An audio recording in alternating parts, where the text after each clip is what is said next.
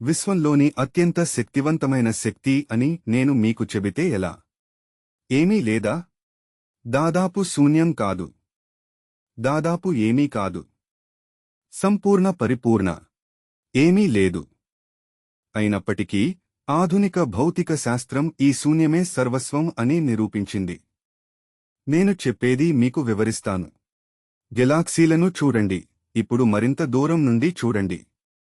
మీరు గెలాక్సీల యొక్క విస్తారమైన సమూహాలను కాంతితో ప్రకాశవంతంగా నృత్యం చేస్తూ చూస్తారు.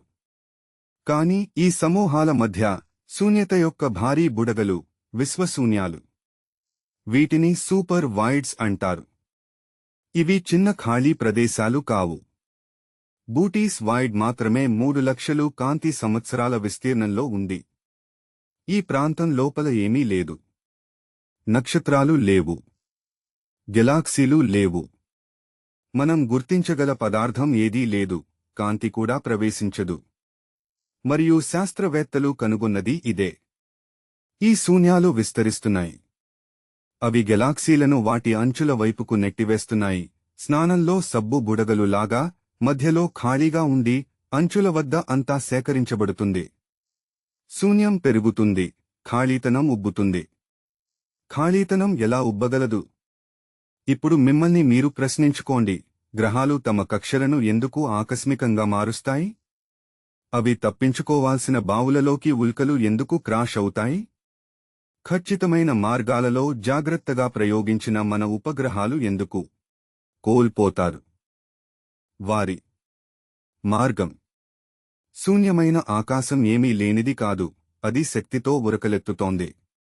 వర్చువల్ కణాలు నిరంతరం ఉనికిలోకి వచ్చి ఉనికి నుండి అదృశ్యమవుతూ, శూన్యం నుండి ఉద్భవించి శూన్యంలోకి తిరిగి అదృశ్యమవుతూ అంతులేని శాశ్వత నృత్యంలో ఉన్నాయి. క్వాంటం ఫీల్డ్ థియరీ ఈ గ్రౌండ్ స్టేట్ ఎనర్జీ యొక్క గణితాన్ని మనకు అందిస్తుంది. ఇది 0 పాయింట్ ఎనర్జీ. మిగిలేది శక్తి.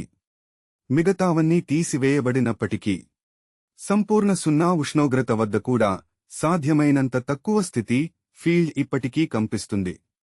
శూన్యం చావలేదు. శూన్యం సజీవంగా ఉంది. ఇప్పుడు వేల సంవత్సరాల క్రితం లోతుగా వినండి. ఆరిందో ఋషులు ఈ విషయాన్ని మొదటి శాంతి మంత్రంలోనే వెల్లడించారు.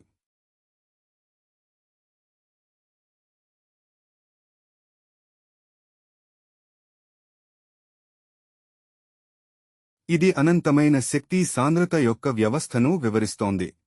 అనంతమైన సృష్టి ఉద్భవించగల మూలం, ఆ మూలం మారకుండా ఉంటుంది.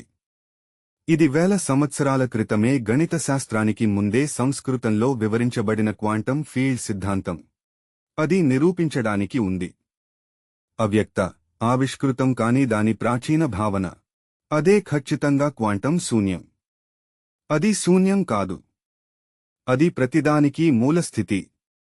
అది అన్ని కణాలకు, అన్ని శక్తులకు, అన్ని పదార్థాలకు, అన్ని వాస్తవానికి ఆధారమైన క్షేత్రం. నిరంతరాయంగా ఉద్భవిస్తుంది. వారు దానిని శూన్యం అని పిలవలేదు. వారు దానిని పూర్ణమని, సంపూర్ణమని, అనంతంగా సంపూర్ణమని, ఎప్పుడూ ఉనికిలో ఉన్న లేదా ఎప్పుడూ ఉనికిలో ఉండే ప్రతి అవకాశంతో నిండినదని పిలిచారు. మరియు ఇక్కడ వీటన్నింటిలో అత్యంత అసాధారణమైన సూచన ఉంది. శూన్యమే అనంతమైన సామర్థ్యంతో నిండి ఉంటే, అప్పుడు మీ జీవితంలో అత్యంత శూన్యంగా అనిపించే క్షణాలు, ఆ నిశ్శబ్దం, ఆ అనిశ్చితి, అధ్యాయాల మధ్య కనిపించే శూన్యత, అవి లేమి యొక్క ఖాళీలు కావు. అవి ఆవిర్భావ క్షేత్రాలు. నేను మీకు బోధిస్తున్నది శూన్యవాదం కాదు. ఇది నిరాశావాదం కాదు. ఆశావాదం కూడా కాదు. దాని వాస్తవికత. వాస్తవికత, ఈ విశ్వం ఎల్లప్పుడూ సమర్పించబడుతూనే ఉంటుంది. శూన్యత కూడా అవకాశంతో నిండి ఉంది.